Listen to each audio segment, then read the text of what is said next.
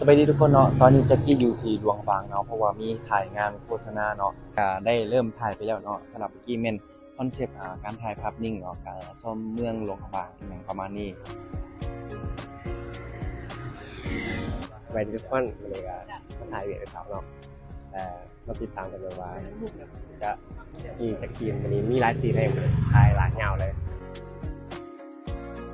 ถ่ายซีนนักท่องเที่ยวเนาะที่จะมาเที่ยวหลวงบางแล้วก็ได้เป็นการถ่ายรูปชมวิวเมืองอย่างประมาณนี้เนาะแจ็ค แล้วก็นั่งเราทุกๆชมเมืองเนาะ สบายดีจันนี่เด้อเดี๋ยวนี้ก็จันนี่ก็ได้มาถ่ายเนาะโฆษณาถ้าไปติดตามไปเบิ่งว่าจันนี่ถ่ายโฆษณาอย่าง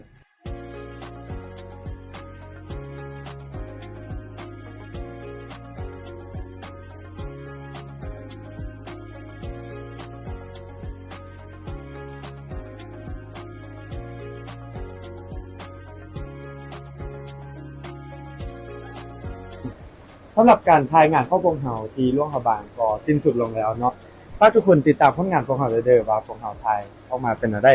ผลงานอื่นๆที่กำลังจะตามมานะก็หาเบิ่งว่าอนาคตเขาจะมีงานนั่นเข้ามาอีกและก็หาที่ตามผลงานที่จะออกไปได้เด้อ